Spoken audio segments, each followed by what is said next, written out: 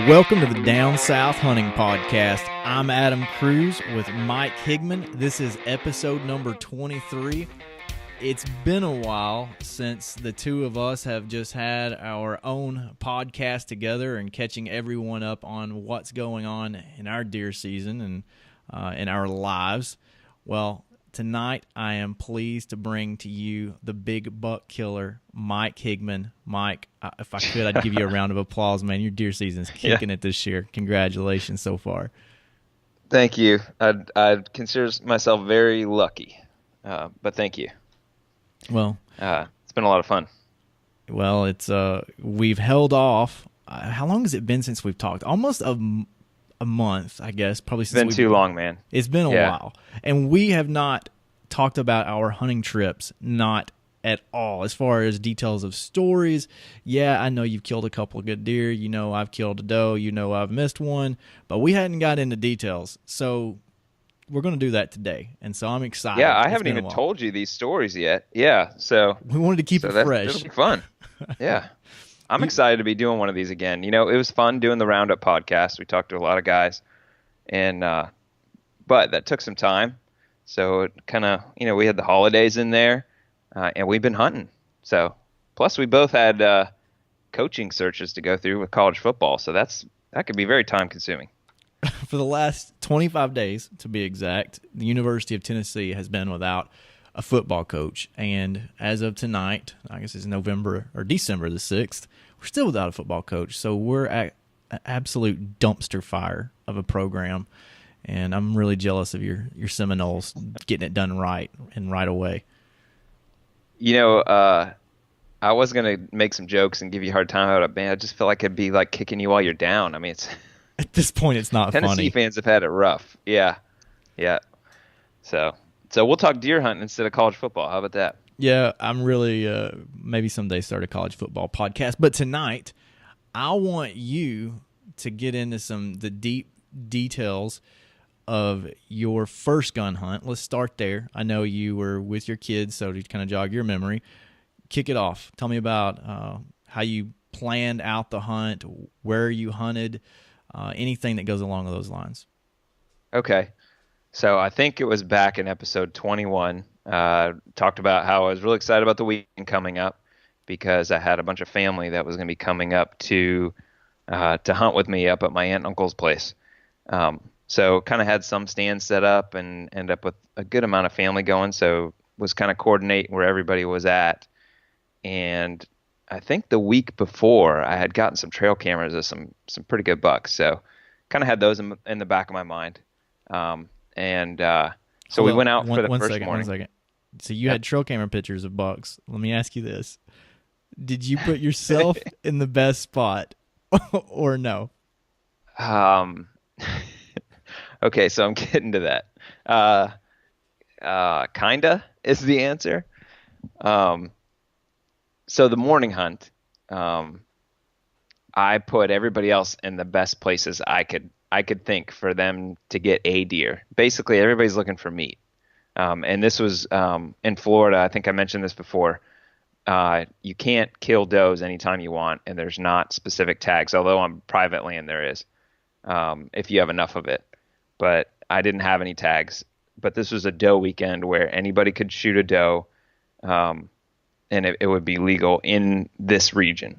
So basically I put everybody where I thought, their best chances of seeing deer were. And then I took kind of the leftover spot. And it had to be a particular spot because I had my 6-year-old son with me and my 10-year-old daughter. So it kind of limits where I could hunt. So got everybody else set up. We went in. We got in, just as light was breaking. And man, you've got sons, so you probably know. Trying to sit with two kids in a tree stand. And, I've hunted with my son and my daughter, or not my son, my two older daughters last year. And, they did pretty good. But you throw my 6-year-old son in the mix, and it's a whole different ball game. So he is like sniffing like crazy all morning. He didn't have a running nose until we go hunting, and just can't sit still. So, we're in the outdoors. I had wanted to like hold off on the electronics.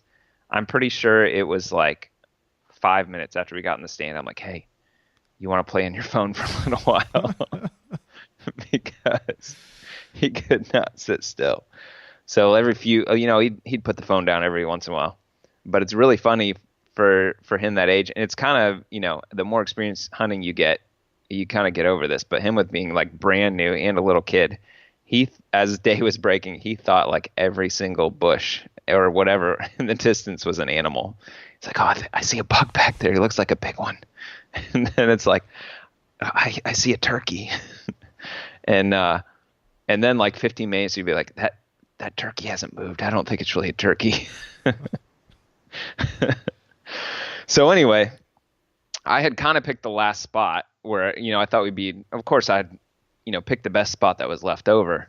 But I think it was around 8 o'clock, actually had a doe pop out like 50 yards from us. And what we were sitting on the big edge of this big food plot that it hadn't been planted this year. So it was just like an overgrown, 1 acre field basically. But I had a camera in that area, kind of knew that they might kind of pass through. It's almost like a little funnel area. And of course I was just looking for does that morning as well. And anyway, she popped out and she kind of hung out about 50 yards for, I don't know, like 5 or 10 seconds, but she was headed our way toward the trail going out of the plot. And so I immediately turned to the kids and was like, hey, there's a deer right over there. And my daughter turns up and looks, and I turn and look at the deer. And then I hear my son going, just sniffing so loud. And I turn and look, and he is still playing on his phone. He had no idea. And so I go, Michael. And he goes, what? Or no, he goes, I know, because he was sniffing loud. And I go, there's a deer right here. And he's like, what? So he looks up, and the deer's like headed right toward us. And she goes to the trail that we're by, and she's literally like 10 yards from the stand. And fortunately, like while this was kind of going on, I got my rifle up, and I had already dialed the scope down all the way down because I knew it was going to be close. So, but she like kind of turned, and it's hard to know exactly what happened. I think it was probably noise, one of the kids moving around or something. But at 10 yards, she is like halfway sticking out from this tree and like looks exactly at us. I mean, she's got us pegged, and there's 3 of us up there. So I knew it was not going to be one of those like sit real still and see if they get over it games. So I got the crosshairs on her, just past the edge of the tree because she was halfway behind a tree, and pulled the trigger, and she bolted. And she did not mule kick. She did not anything. She just like bolted straight out of there. So definitely was a little nervous about the shot afterwards because she didn't show any signs of getting hit. And, normally when a deer runs away, you're trying to listen, get an idea where they went and that kind of stuff. Well, as soon as she got 20 yards and out of sight, I had no idea because, again, the kids in the stand, it was like a circus up there. So, but of course they were excited. So I waited about, I think I waited like probably 20 minutes, and it's like, okay, I'm going to get down and go check. And I get down, and all I find is like a couple footprints. I couldn't find blood anywhere, I mean. So I get back up in the stand, explain to the kids, hey guys, I think I might have missed. And of course, I'm thinking right away, man, how am I going to explain this? I missed a deer at 10 yards. I mean, she like filled up the scope. So, I'm just like, I don't know. So decided to, hunt the rest of the morning just in case something else comes out, and then got the kids down probably like 9:30 and started walking and found the tracks again, and just started kind of following the tracks and the idea where I thought she went. And we went probably 50 yards total, and she was laying right in the middle of a fire line. Not a drop of blood anywhere though.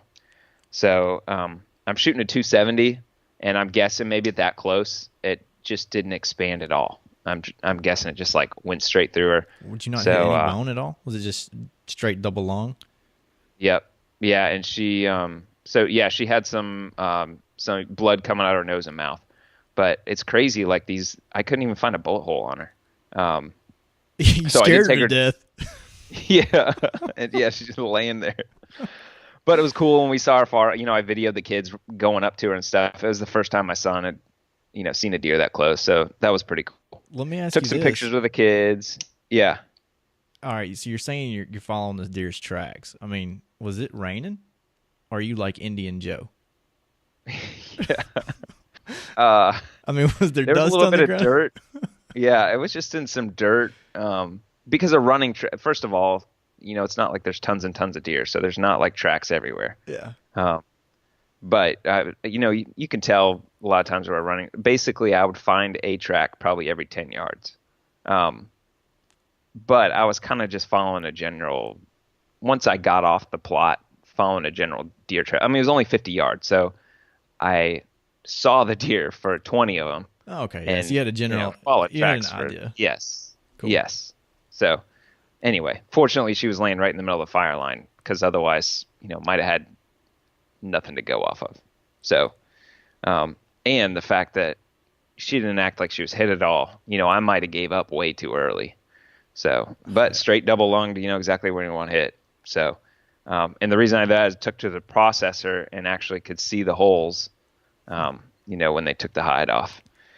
So yeah, there were some other shots that morning and some misses. So no other deer killed that morning. I will say, somebody missed several deer that morning.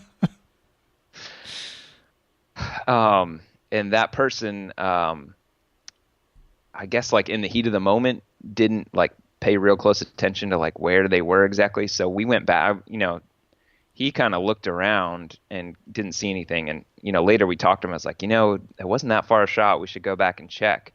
So went back out there and it was, if you don't know exactly where you were standing, this was on the ground.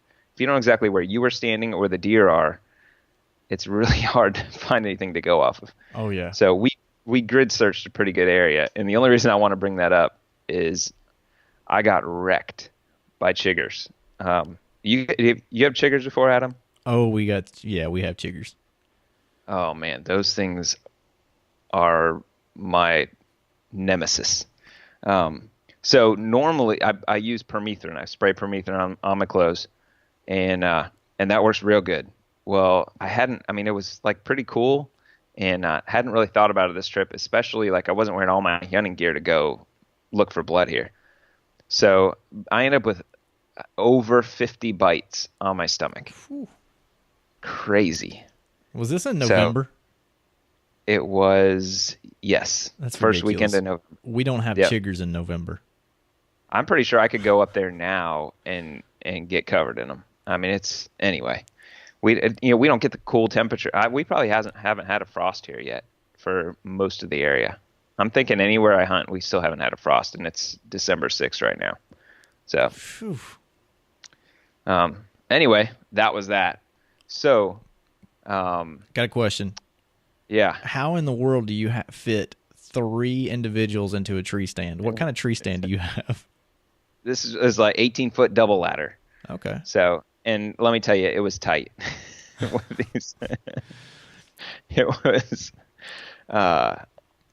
It was a lot of fun with the kids. Wouldn't change anything, but it was like there were times when I thought I was going to go crazy with like the wiggling and squirming and noises, like nonstop sniffing. So anyway. So how old are your 2 that went with you on this trip? My daughter's 10. My oldest daughter's 10 that went with me, and then my son is 6. So my 10-year-old daughter's, maybe gets a little fidgety and makes a noise once in a while, but I feel like she gets it. I feel like a lot of times, even if you were if I was sitting with myself, I would probably get annoyed with myself, like making noise, I know you would. Yeah. So from a safety perspective, and I hate to put you on the spot, but do you have lifelines on your ladder stands, or do you even use a safety harness with your ladder stands, just out of curiosity? I don't, and these ones have a gun rail on them. That's cool. So this one actually had a gun rail and like a tarp going around it for coverage, which worked until the doe was standing 10 yards underneath us. So going up, I went up behind my son. Had my gun all the way unloaded. So set my daughter up first, let her get all settled, and then went behind my son. So I felt comfortable that we weren't. My son climbs trees in the yard, so actually broke his arm. His arm climbing a tree in my yard. Yeah, I've watched my son climb trees higher than I get in my tree stand, so I understand where you're coming from. I was just curious, and I know when I was a kid, my dad would always send me up first, and just like what you're saying. And so maybe, some of these dads that have maybe never taken their kids out hunting before, and they get to the tree stand like, hey, I wonder how I should tackle getting up here. Yeah. I say like either letting them go first or like following close behind is usually a good deal. And I would recommend putting a lifeline even on your ladder stands, because when I fell out of my tree stand, it was a ladder stand. So yeah, never can be too safe. I won't argue with that. And I want to get a harness that my kids can wear, which there's really limited options. I've listed some deals on some, but I personally use a rock climbing harness, and I think I might get like a kid's size rock climbing harness. And the reason I want to do that is so I can hang like a hang-on stand next to a stand or that kind of. I mean, it really limits where you can hunt when you got to have. Probably all the TV people can tell you because they got cameramen, but. Yeah. With a kid, you need like good concealment and stuff, so we can't be hanging out in the middle of nowhere. And normally when I hunt on my own, I use a climber a lot. But that's really not an option at all with the kids. So when you sent all your friends and family out, were these like pre-hung sets and ladders, or did they have climbers? Nope, these are all. I'm the only one that uses any type of mobile set in my family. So it's either tripod stands or ladders. And basically over the last couple weeks, there's already several stands out there, and I've been trying to move stuff around and get stuff ready, to be able to have more people. So my niece came. So, my brother-in-law had to have, there was two of them wherever they hunted as well. So it definitely presented some challenges as to like where people could sit and that kind of stuff, trying to coordinate all that. How many tree stands do you have on the property? Instead of me like thinking through it, I'm just going to say like 8, something like that. Cool. So, and there's basically, I think I talked about this earlier, but there's several food plots, but they weren't planted this year. I planted 2 basically, and I planted them with brassicas, which they hadn't really, they're starting to come up, and I haven't been up there in a little bit. They're probably coming up a lot better now. But they weren't to the point where you'd be hunting over them. So basically we're, just hunting different funnels and trails and that kind of stuff. Good deal. Man, I feel like I've been talking forever, but I got more hunts to talk about. Let's talk about your hunt and get me off the hook a little bit here. So I know you had a trip planned to Kentucky. Tell me about that. How did Kentucky go?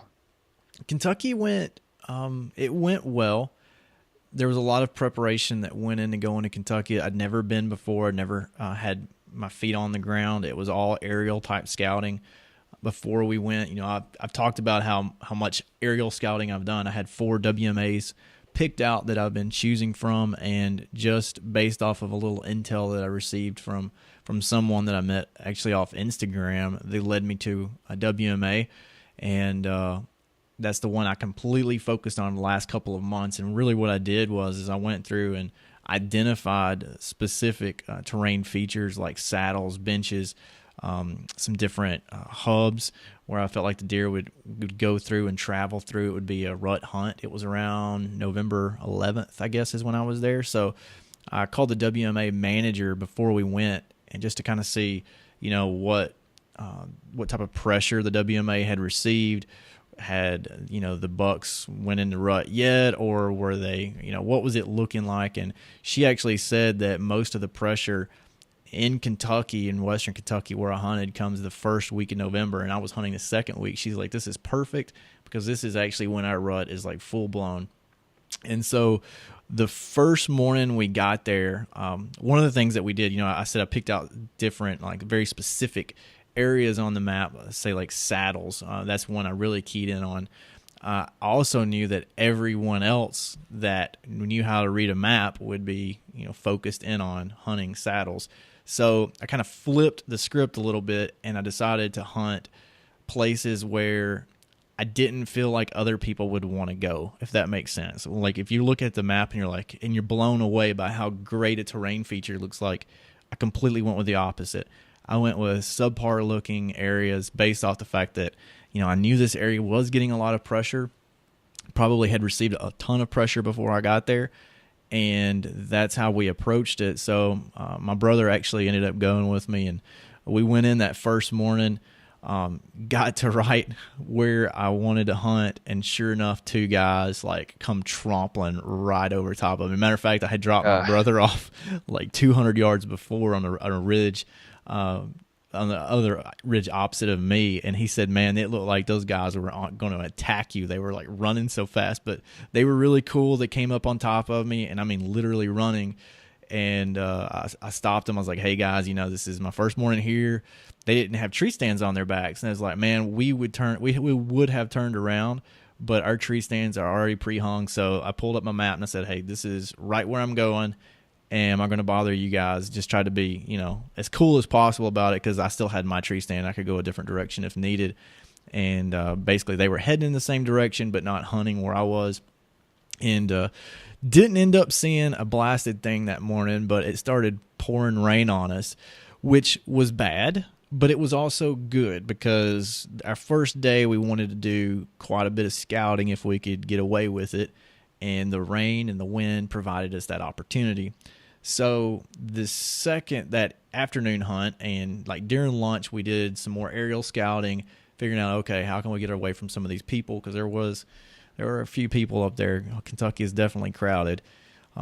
Anyways, got in there to a new area, decided to pack in much, much further. So I definitely walked over a mile with tree stand, all that stuff on my back. And it wasn't one of those deals where you think you're walking a mile. It was well over a mile. And got in there. I found a terrain feature which I don't think a lot of people would notice on a map. And I think in that book, Mapping Trophy Whitetails, I think they call it a converging hub. And it was like a perfect stand there. About 3:30, I had a doe come by. And about 30 minutes later, I'm standing up beside the tree and just kind of look over behind me. And sure enough, man, like his antlers, I wouldn't say is like giant of a whitetail, but on the hoof, as far as heavy, this buck was a big deer, like a big body deer. It definitely would have hit the Pope and Young mark that I've been hoping and looking for. He was okay. Hang on. Go for it. Before we get to what happens with this buck, I want to touch on this spot a little bit more. Okay. So, first of all, when you're going in the morning, are you waiting until after daylight? Since you're going in blind, right? Went in blind, completely pitch black, dark though. First morning, you just went in the dark. So, are you using like fire trails to get around? Well, there was an access trail, foot access only trail I was not aware of, and I ended up getting on top of it. But no, I didn't plan on doing that. I actually mapped out on my Onyx map from where I would park, and I marked different waypoints of where I would walk, and I just followed those waypoints all the way into my tree stand. Like following like a ridge line or something along those lines? Exactly. And ended up, I was pointed towards a bench, and that bench was the access trail. So once I hit that, nice. If I would have parked 100 yards further north, I would have been on the access trail and wouldn't have had to been like beaten down brush and stuff. But I did have to drop my brother off because I'd done all the pre-scouting and everything. So I would have had to do that anyways, Okay, so and then you scout around after you get down, right? Yeah, after we got down. And that's where. So is it the same day you set up in this place at 3:00? You're getting set up at 3:00. Same day, yeah. Okay, all right, cool. And so tell me, so far is what you saw on the ground what you expected to see based on your. I know you've really focused on online scouting and maps and stuff this year? Like how much did what you were looking at hold true? Some of the things that I did not expect was maybe elevation changes were more drastic than what I had anticipated. So, yeah, Okay. the terrain was a little bit different, but as far as the features that I was looking for that would, funnel deer movement, that held true. So any type of scrapes, rubs, trails that I found were always right where I thought they would be based off of what I was looking at on the map.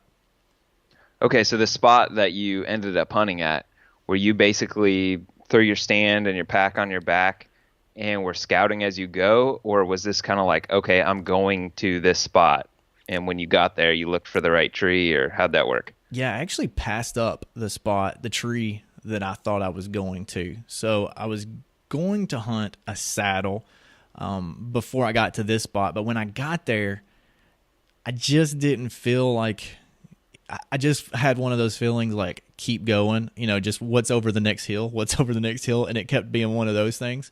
And I knew that I had another location marked out. So I kind of regret in a way, although I got a good shot at this buck, I could have accessed this particular stand from a different angle, from a different road, and got there quicker and less walking time. So that's lesson learned there. So one thing when I'm like looking for a spot that going in for the first time, or either that or trying to hang a stand in a tree I've never been in before, I always struggle with knowing when to stop. Like I never want to like walk past where I'm going to be setting up and then back, because then of course I'm leaving like a more of a scent trail on the ground. Mm-hmm. Is that something that were you able to like walk straight to the tree you were going up, or did you end up doing some back and forth? Once I got close to the area, one of the things that I was looking for was vegetation changes. Any type of change in vegetation or the thickness of the vegetation. I mean, these were mature hardwoods that I was hunting in, rolling timber. So when I found what I felt like was a thicker cover and a different type of vegetation, and I'm not going to go through whatever that might have been, that's when I decided, okay, I'm going to stop. This is a transition. This should, is based off the terrain. This should be where the deer are coming from. And sure enough, I mean, that first doe and the buck both came out of a thicker. I couldn't really see down. I was on a kind of the edge of a ridge, about a third of the way down this ridge, and looking down it, I could see some evergreens down there, and it was really thick. And so I kind of felt like maybe they'd be bedded in that. This is what I was hoping for. I didn't obviously get into it, but that is where they were bedded, and they both came from. Are you not telling us like about the vegetation because it'd be boring, or is that because it's going to give away where you're hunting at? It's because I literally could see that down further in the hill, it was green. And okay, obviously November 11th in Kentucky, it's not green. So it was like some evergreens down there. And then it was also like some thick underbrush. I don't really know what was causing that, but I mean, kind of like what you said, I didn't want to put any more scent on the ground. That looked like a good enough area, so that's where I threw up the tree stand. And I did have to walk back and forth a little bit trying to find the perfect tree, because you're kind of looking for trails. Okay, is this a trail? Is that not a trail? Because you are with a bow. And I was off from where that buck came. If that doe had been the buck, I'd killed it, no doubt. But yeah. I set up about 15 yards off of where I should have to kill the buck, but I never would have known that. He didn't take the trail. So we've been dancing around. Tell me what went down with this buck. So obviously you didn't shoot it, but yeah, how'd it go down? So he's just cruising up the top of that, and he's going to end up crossing over an old horse trail and go off into basically a ditch. Anyways, he's not stopping, he's not running, but he's just kind of on a fast walk. And I pull back at 30 yards. I'd already pre-ranged everything, so I knew exactly my yardage there. I grunted. He stopped. I settled in, squeezed off. And man, it was like for a split second after I squeezed off, he's still looking at me. And then I hear the loudest thwack that I've ever heard in the woods in my life, and he takes off running. And I'm thinking, oh man, I've just hit that deer in the shoulder. So I'm sitting up in the tree stand, and the rain starts hitting me again. And I'm like freaking out, because I'm all tore up, got the buck fever. I mean, it happened so quick when I shot. I wasn't nervous or anything. But after that, it's like it settled in. It's like, oh no, it's about to rain. I think I just hit this deer in the shoulder. It's not good. So I gave it. I think I texted a couple of people, just like, trying to burn some time, give him a few minutes, so if he was running, he could continue to run without hearing me. But I also wanted to get down as soon as possible before there's too much rain got on the ground. I got over there and I'm looking. I can't find my arrow. I can't find any blood. And I'm like, yep, I've definitely hit this deer in the shoulder. And I'm just kind of really tore up. End up going back to camp. We come back the next morning, and the more and more and more I like replay this in my mind, I realize that I'm pretty sure I didn't hit this deer. And sure enough, as soon as daylight starts coming up, I'm sitting in the same tree stand. I don't plan on shooting anything at this point. I'm just there. But when the sun came up, I look over there and I can see a vine that's about 2 or 3 fingers in width that's going straight up out of the ground in between this opening where I'd stopped this deer. And man, I get out of my tree stand. I go down there. I look to see kind of like where the trajectory would have taken my arrow. It took it over the top of the hill. I guess it hit this vine and it ricocheted up in the air and came back down into a sapling on the other side, like going down the hill. Weird situation. So never touched the buck.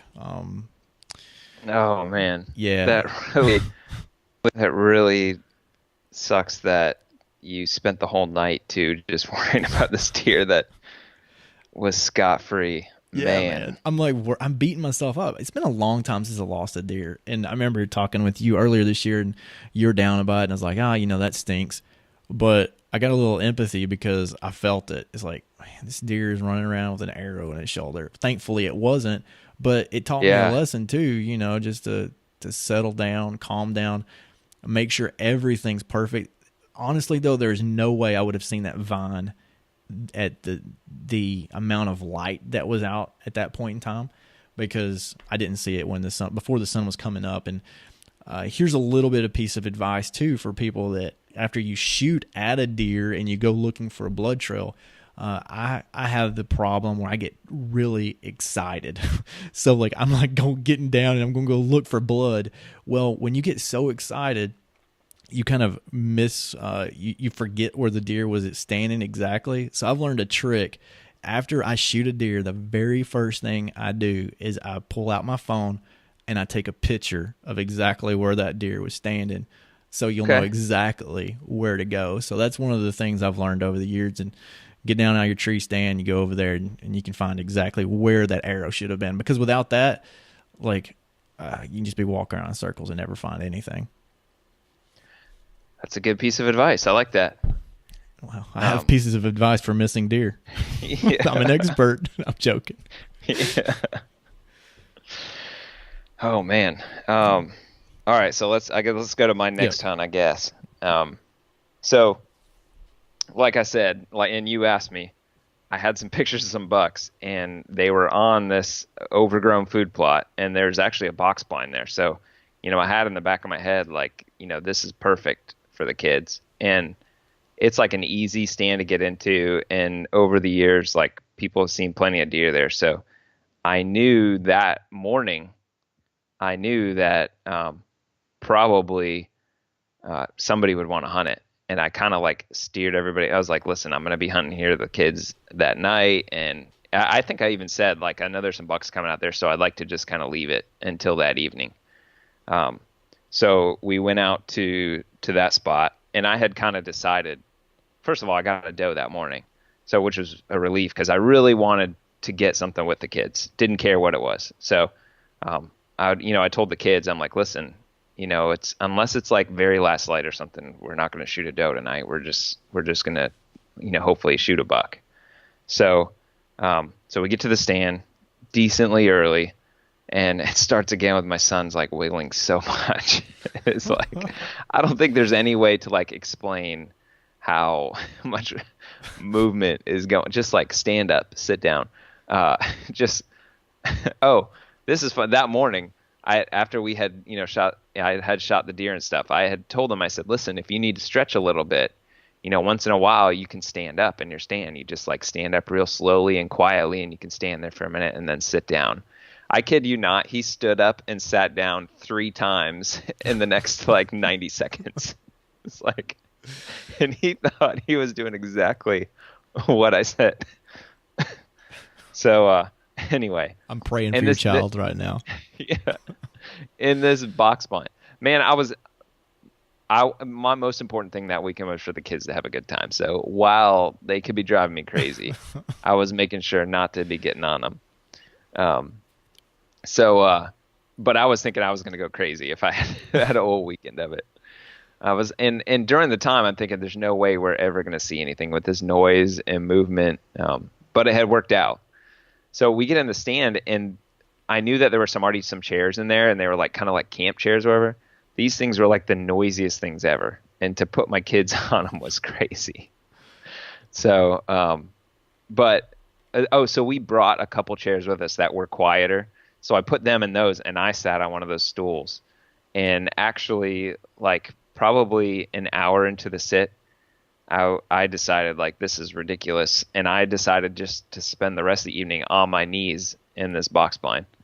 You're on your knees in the box blind? Yeah, like looking out the hole, through on my, because goodness. the chair, like I could not move whatsoever without these chairs making like creaking noises. It was the canvas on the like it wasn't like metal bang or anything like that. It was just like really tight canvas. And I'm guessing you probably didn't have any wind either or anything to block your noise.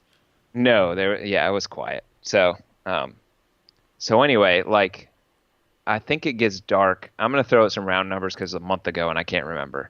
So let's say it gets dark at 7:30. At like 6:45, my son is like at an all-time high of fidgetiness. And I'm like, and he's been playing on his phone and stuff. Like he'd get distracted for a little while, but I was like, man, do you need to go to the bathroom? You can recognize when your kids have to go to the bathroom.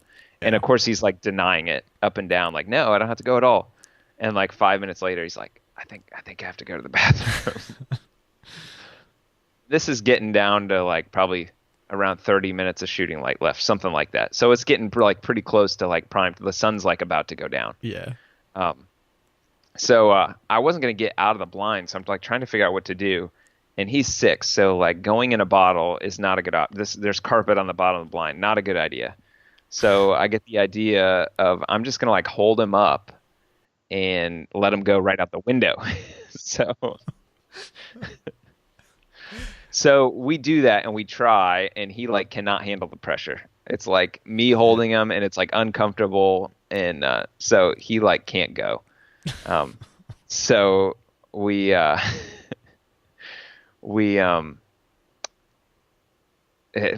doesn't go, and like 10 minutes later it's like he just like cannot stand it anymore. So we go to try again, and I think he wasn't able to go, and I set him down and we're messing around, and he goes, "Oh, a deer." And on the far side of the food plot there had been a deer come out. I didn't even see it until I'm seeing a white tail running away. Oh, so man. I didn't know what it was. Yeah, and he said I think it was a doe. So anyway, we had gotten busted with 30 minutes left. And so what I did is I opened the bottom of the blind where we climb up into it and like had him go out of the bottom. So we settle down. And I feel like the night's probably, there's a chance, you never know. She blew like once, I think. So I think it got to be about 15 minutes left. And I told the kids, I was like, well, you guys want me to try doing some like calling and rattling, just trying to make sure they have a good time. And, you never know. We had just done the interview with Tim Knight, and we didn't really talk. I don't know how much we talked about this, but we didn't. So I try not to do a whole lot of calling, but I had brought a grunt call, and we did talk about my sweet rattling bag, with the dowels and the sock. in my old sock. That's exactly. Yeah. So,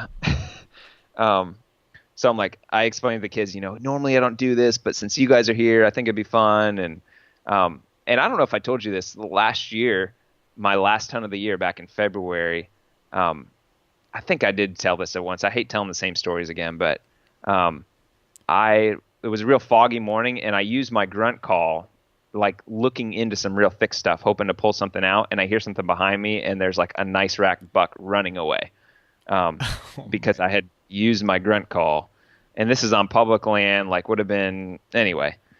So that was like one of those like, okay, I know I'm not supposed to do that, but I did it anyway, and just kind of reassuring it. So that's kind of like what has reinforced me not doing this. But I do know, like at this time, at the beginning of November on this property, it is the pre-rut time frame, and I do know that I had seen some trail camera pictures of sparring and that kind of stuff. So I thought, we'll give it a shot. So I do some grunts, do some rattling, and sit back down, and we're gonna wait the last 15 minutes out. Did you try the rattling with the rope? Did you do that? No, I used my patented sock rattling bag. Oh, okay, my bad. Yeah. I was really excited. I've been waiting a month to ask you if you used the stinking rope, so I had to get it in there. Yeah. No, but you're the one that said you might consider it. Did you do it? I have forgotten my stinking antlers every time I went into the woods. Every single time. You need to put them in your fanny pack, man. My fanny pack is out of room. Yeah. It's blown up. Maybe you need to go back to a backpack. I think I do. This is off topic real quick, but actually speaking of, I just listed a couple deals to some fanny packs on hunting gear deals. What kind? And one of them, I've been thinking about it. I'm drawing I didn't list them yet. I'm waiting for the right deal. There's a couple good ones on Sportsman's Guide. So one's like kind of a cheap small one, but one of them's nice. It's got like the nice thick back straps and all that stuff. So I think it would go really well with a hang on if you could kind of support the hang on the bottom or on the top of the bag. Yeah. Either that, or I know you can attach the bag to your hang on. But I was just thinking it could help support your stand and stick some, so you're not carrying all that weight just on those crappy straps it comes with. Yeah, I've started carrying mine in my hands. That's where I've shifted to now. Sticks? No, the fanny pack, actually. What do you do with your bow? I got it in my other hand. Oh, yeah. So I have something in both hands. You gotta like put it down, huh? I would say the chances of me shooting a deer with my bow while I'm walking with my tree stand are slim, especially as bad about a shape as I am. So, I'm like an old fat man walking through the woods, huffing and puffing, sweating. All right. So anyway, back to my story. Like with 10 minutes to go, a buck shows up I can see right away it's a buck, and it's coming out exactly where my camera had been set up. And like I could tell right away it was a good buck. So, I tell the kids, and this is the greatest thing. So he walks out into the plot, and I tell the kids they need to be quiet because there's a buck out in the field. And I look over, and my son is giggling uncontrollably. He's like, and I'm telling him he's got to be quiet. And he is trying as hard as he can, but he is just like giggling. Why is he giggling? Nervous laughter. Poor little guy. Like it is like he was trying not to, but he could not help it. So like I had like resigned myself to like, okay, you know what? If he is like so excited and I lose my chance at this deer because he's like giggling, like how can I be mad at that? It was, but like, so look, like at the time it was like, oh my gosh, I can't believe he's going to scare this buck away because he's giggling. So what he did is like, after like he tried for like, I don't know, 10 seconds or something to be quiet. And like every time he would look out there, he would just like, I would tell him to stop and he would look at me and just keep giggling. He could not help it. So he like ducked down into the bottom of the blind, just like disappeared. Oh man. So yeah. So this food plot's like overgrown. So when the deer came, like it was facing us at first, like it was kind of staring straight at the blind. And I think it was like probably because I just rattled. That's my guess. So he kind of stared our way a little bit, and then he just started feeding around. And I actually don't even know what he's feeding on. I mean, a lot of the stuff in the old plot is dead, but I've heard a lot about, overgrown fields and natural browse and stuff grown in working pretty well. So In this case, it did. Um, and he just started feeding out, and I just did not have a good shot. When he finally got broadside, this overgrown stuff was like up over his body. So I didn't have a shot, but he was kind of working his way our way. So um, it was probably like a total of like 5 minutes where he just kind of slowly worked out. He'd stop and feed for a little bit and slowly work out, which is pretty cool. My daughter was able to watch him that whole time. My son, uh, I'm pretty sure he stayed down at the bottom of the blind the whole time. Like he could not handle it. So finally he got close enough, and it was starting to get real close to dark. Um, and I felt like I had like a real good quartering two shot, and it was really hard to get set up even because when I was not on a chair, when I was on my knees, my shoulder was below the opening.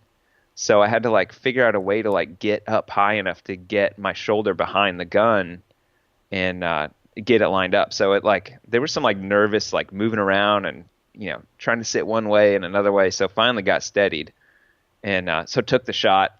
And in hindsight, he was like exactly broadside. So I aimed right at the front shoulder and ended up, since he was broadside, I just went right through both shoulders. He dropped straight down. And when he dropped, he started like I could see him breathing still. So trying to I told my daughter to like keep an eye on him and watch and see if he gets up. So I get ready and take another shot. And unfortunately, like he's in this high grass, I couldn't really tell what I was shooting at. So I took another shot and waited a few minutes and go down there.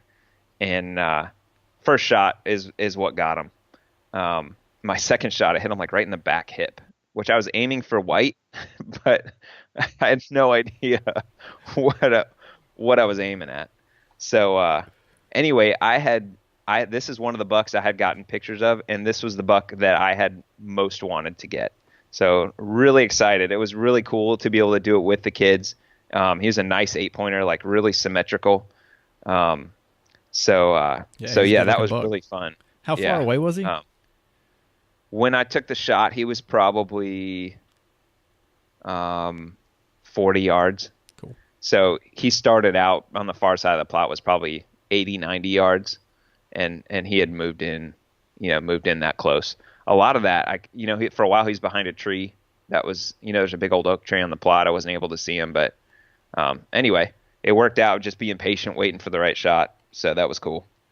But I'm pretty excited that I'm pretty sure that rattling is what maybe had gotten him up out of that bed. And hunting the spot, like I knew what part of the field they'd probably be coming out in, and I had a good idea that what part of the property they were bedding on.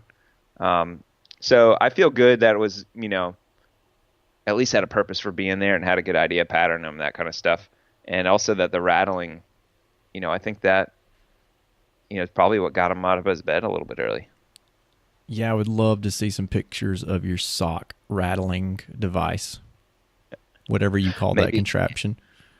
Yeah, I need to do some Instagram rattling. You've got so much Instagram gold that you just hold back from all of us. I mean, we really had to milk the bow picture out of you. Now the sock, it's got to come out of hiding. We got to see it. All right. So let's go back to you a little bit. And real quick, my last morning didn't see crap. So that was that weekend. What we did is we walked. I didn't think I'd be able to get the kids to sit still anymore. So we tried doing some stalking on the ground. We basically walked a trail in the morning and didn't see anything. So what I wanted to ask you about is I saw some pictures of you hunting with like a house that was like 200 yards away. Can you tell me what was going on there? Oh, yeah, man. I actually now have permission to hunt in the middle of a subdivision that backs up to the lake. This subdivision has a deer problem. The population is out of control, and they need some hunters to come in, bow hunt, and kill some deer for them. So my buddy Brandon, he is the one that actually had access and permission. He got me permission. So that morning we get there, we see absolutely no deer that come through this guy's yard. And I'm talking there's deer all over this place. After that morning hunt, we actually got down and went to close to a boat ramp that's nearby, and it's a piece of Army Corps of Engineer property, and you can't hunt that, but it was just covered up with deer sign, talking rubs, beds, everything. And you can see where the deer are bedding up into this property and then funneling through all these yards. So I'm excited about getting to hunt that some more. The landowner said he was going to get some nuisance tags, and so that means most likely, if he follows through with that, I'll be actually able to hunt outside of deer season to keep shooting some does and keeping meat in the freezer and staying on top of things. That'll be fun. I hope that actually gets to come to fruition. I'm looking forward to that. Other than that, I'm just going to round up my season. It hasn't been anything spectacular, but I've enjoyed the heck out of it because I have done some kayak hunting on public land. I've done some things I've never done before. I'm really excited honestly, about the season ending, just so I can get down and do some postseason scouting and have a better feel for next year hunting some of these public pieces. And I'm thinking about going to some other states, possibly maybe go back to Kentucky, maybe go to another state, not too sure.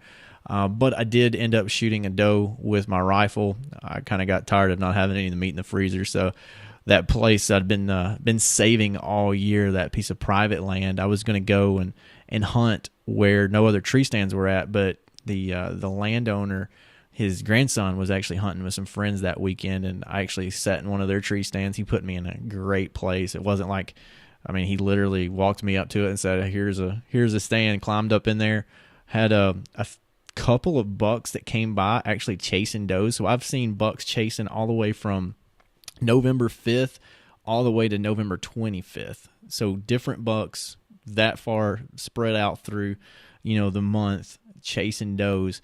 And this 1 6-pointer came up grunting and chasing this doe around. Anyways, another doe came by too, and she stood right behind my tree stand, I guess 20 yards or something, and I had this really weird shot, so I had to throw my rifle, which is a little youth model Remington Model 7 7mm 08, so it doesn't kick at all. I threw it over my left shoulder, kind of held down with my my left index finger on the end of the barrel just a little, as best as I could grab it. I didn't think I'd have any recoil, and man, that gun, that scope hit my nose, and it hit me right between the eyes. I literally thought it broke my nose as soon as I shot. It just jarred me so hard.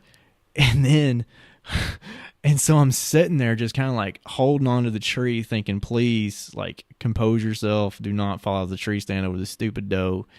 And I'm sitting there, man. I feel blood just running down my face. So that was that's actually the last time I went hunting was that Thanksgiving week. After that, I've had so many things going on with Thanksgiving, and I have my 6-year-old's birthday's on December 2nd. So I've been very busy, but I get cranked back up this weekend, and you have one more buck that you've put down. So, Mr. Deer Killer, give us number 3. All right. Well, I wanted to be able to hunt the rut. Being hunting public land, I haven't been able to see like good rutting action. And I knew being on this private property, I didn't know exactly when it was, but I had a pretty good guess because I kind of had an idea it was either going to be the end of October or the late November, like the 20th on type range. So, and I knew based on trail camera pictures and all that kind of stuff, the rut was not during October. So I knew by the process of elimination, I should be good. So I had basically one day that I was going to get to go. Same thing as you, like tons of family stuff going on. I went to Wisconsin for Thanksgiving. So, and work, I've been doing tons of trade shows lately. So anybody out there that does trade shows knows those suck. But anyway. Yes, just like all day. I don't know how you can get so tired just sitting in a booth all day, but it's like the most exhausting thing you can do. And anyway, so it was gonna be my one day. So I drove out there the night before. I was up in North Florida visiting some family, so about maybe an hour from where I was hunting. So I drove out the night before, spent the night, got up early, and went into a spot that I had walked through like a month earlier. So I just walked through the area once and like marked a bunch of places on GPS. And basically what I wanted to do, because I knew it was the rut time frame, is I wanted to be downwind of a doe bedding area, and kind of an idea where I'd hopefully see some cruising older bucks. That's basically what it came down to. So got set up in a tree that I had marked earlier, so that worked out good. Used my climber. And one thing I want to say about the climber versus a hang on, and we talked earlier about maybe doing a whole episode on comparing them.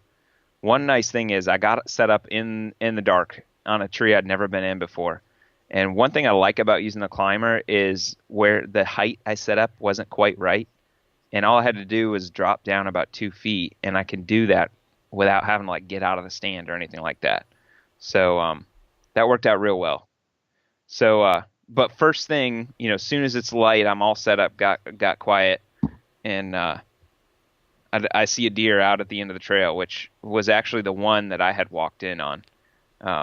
Which actually during this whole hunt, I walked down a fire trail, and basically I was sitting almost at the intersection of a T of where one fire trail ran into another, and the fire trail I walked in on actually went through the bedding area, but I was hoping that I was going to be, coming in the dark, I was going to be beating the deer into the bedding area, and really I wasn't too worried about. Actually, I ran into a couple deer in the dark. Didn't really spook them, but right on, basically in the area I was hunting. But I went around them, basically walked past them, and then ended up behind them. So the ones I saw first thing could have been those same deer. I don't know. But that whole morning I had deer crossing the trail that I walked on. I never once had, one act spooky at all. So I think. Did you have your scent lock suit on? Yeah, rubber boots? Did you spray? I was wearing rubber boots. And I think this is my key. This is the key. The whole linchpin to my whole scent control regime is sometimes I remember to put on baking soda, non-scented deodorant when I'm hunting. So I think that's really the key. Ooh. Yeah. So I did a whole blog post on hunting deodorant. So, oh yeah. If people want to go check that out, yeah, it's very interesting. ChaseTheMountain.com. Right. Go check it out. So now we got to plug in. We've got to plug in for hunting gear deals and Chase the Mountain. So our sponsors. Yeah, that's right. So anyway, I think probably like 30 minutes in, I have like a couple deer that had worked through and let me just say, I'm used to hunting like this heavily pressured public land here in Florida. And it is like insane to me. I think on my second hunt this year, I had seen more deer than I had like seen the whole year before. So I feel extremely fortunate to be hunting this property. It's a complete game changer. It makes me seem like a much more legit hunter than I would have prior years, just because of having some better property. And I don't think the property that I'm on is like some like deer mecca. It's just way better than the public land that I've been hunting that basically is national forest that dogs run on all the time. So, I mean, it's just completely different environment. So, anyway, I was excited that like half an hour in, I have a hot doe run through. And then a couple minutes later, I have a buck chasing her. So I know like this is finally, I'm getting into like a good rut sit. So basically that I probably had seen, 8 deer. I think that morning I saw four bucks. And then about 9:30, I look over to my left and I see, a buck that looks a lot better than these little, 1.5-year-olds that have been coming through.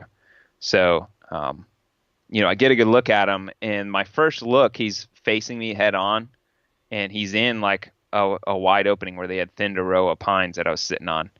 And he looked like he was like just inside the ears. So my initial reaction was, actually I was like, okay, well, let me get a better look with my binoculars, but I think I'm going to probably let this guy pass because I'd already taken what I considered like the top bucket I'd want to get.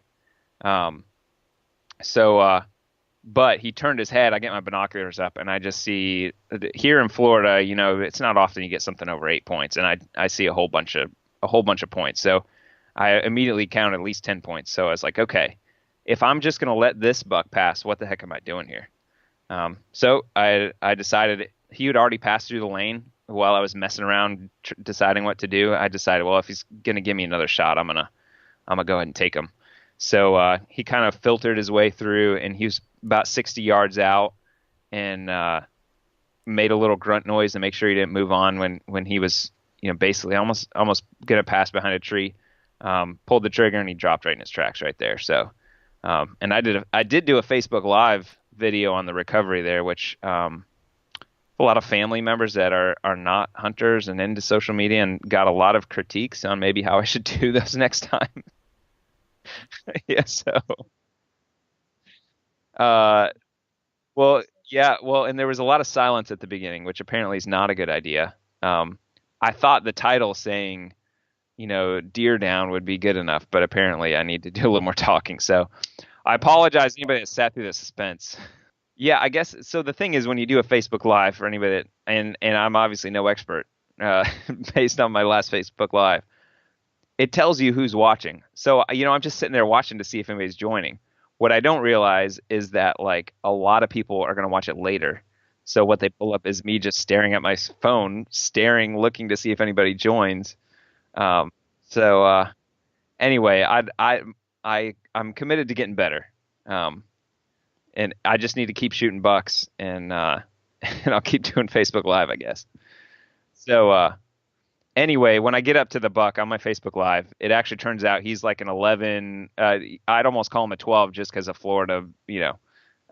Most states you wouldn't call him a 12, but he's working on that one. So this one I'm actually going to get a shoulder mount down. I was pretty excited about it. And I had this picture done. Or I mean, I had this buck on pictures as well, and I had pictures in this area. So once I saw that he was a 10, I had kind of forgot in the pictures too. I had seen the 11th point, but I knew what buck it was once I saw it. And that's kind of like it was either him or that other one. So basically, in 3 hunts, I'd gotten the 2 best bucks I had pictures of. And I was hunting kind of a different area where I shot the first one, kind of I didn't want to overpressure the one area. One thing, because the box blind's there. So my aunt and uncle, most likely be trying to hunt that area as well. So I wanted to like back off of that. So if their family, their kids and stuff want to come out there, I'm not like pressuring one of the better spots. So, just really fortunate that it worked out. Now it worked out. This buck was probably cruising downwind of where I was at. So I'd say that worked out as well. But at the same time, I feel very lucky to have been able to get it done so quick as well on both those spots. I think there are things that I did right. But I also think I got really lucky. Well, I'm just feeling a lot of pressure, to be honest with you, especially after you killed that deer. I was like, great. Mike's killed 2 bucks. I've killed squat. I can just hear him now. So thanks for not razzing me. No more. Yes. Man, this is by far my best season. I mean, killed my best 2 deer in one season. So you're not going to be catching any flack out of me. It's last year I didn't.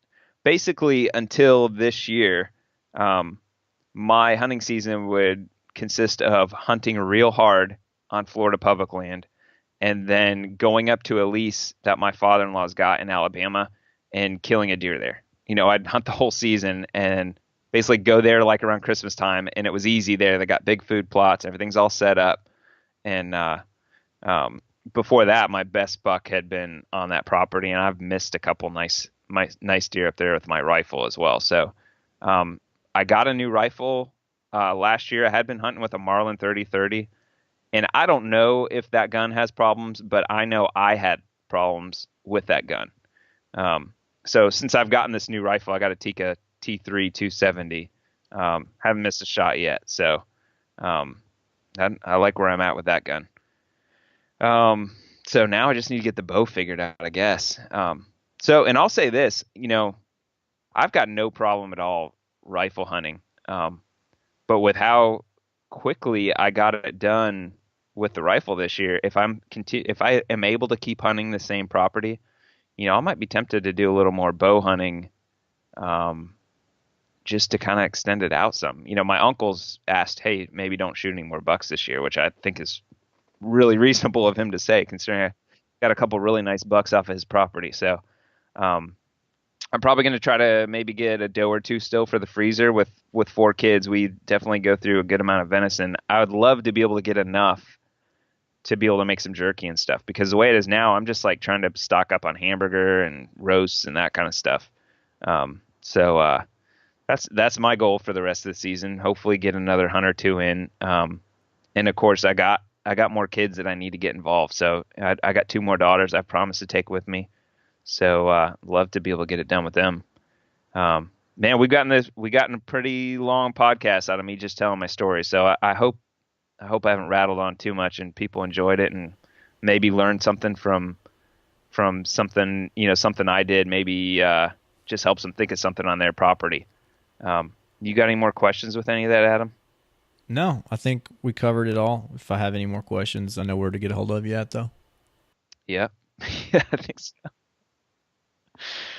So, yeah, I just feel super blessed from the season. So, I really wish I'd be able to hunt more. I guess I did. There's one other hunt I didn't get to talk about. So I went up to Wisconsin for a wedding, and I actually I got to go hunting with Dan Infalt for a morning. So super jealous of that. I did not get a license, so I did not carry a weapon, and basically it was gun season when I went up there. So it's not like your traditional like hunting beast style, hunt where I'm, going in close to buck bedding. It was like, hey, if you're out here, you can just try to drive some deer for us so we can shoot them. So I was up there for a wedding, and it was the day of the wedding that I went. So I kind of burned up some brownie points on that one. Basically drove down an hour, did one drive with them, which took about, with walking out to the spot and back, it was probably an hour total, and then drove back an hour. But I'd do it 10 times over. So had a lot of fun meeting Dan and some other guys from the Hunting Beast Forum. And it was cool to get to see some of the terrain up there and kind of compare it to what I hunt, which is really totally different what they're hunting up there. And they're hunting, I guess maybe the terrain's not so different, but the fauna, like the plants and all that stuff, is totally different. It's cattails and marsh grass instead of cypress trees and, just water sitting everything. Basically the area we were hunting was still water, but their water is like covered in this floating marsh grass that you can walk across. So I thought it was cool and interesting to get to go see it. That does sound interesting. So man, I guess that's it. I think we probably should wrap it up because I've been talking a ton. We need to get some interviews in then, though. So we know that most listeners of this podcast, hopefully you've enjoyed this episode and didn't stop listening half an hour ago. If you hear this, then I guess you listened. But of course, we know the reason people listen to this podcast is for the guests that we have on. So we want to get some more guests on. If you know somebody that's consistently getting it done, whether it's on public or private, but where they're getting it done year in, year out on mature deer, and it's not like, hey, I got lucky this year and killed a booner, but somebody that can teach us all, please give us that person's name. We don't care if they're famous. We just want to get some knowledgeable guys to get on that can teach us all a little bit how to be more successful year in, year out. So you can either send us an email or hit us up on social media. But we definitely want to get some more guests on there. And we've gotten comments and emails from people, suggesting that, and we couldn't agree more. And thank you. Please keep sending us your comments and questions and that kind of stuff. But it's tough to find these guys because the people that are getting it done a lot of times aren't out there telling everybody else how to do it. So, anyway, if you know somebody that might be willing to do it, give us a shout and let us know. Well, saying all that, let's wrap it up. Thanks again for listening to the podcast, and we're out down south. We're out down south.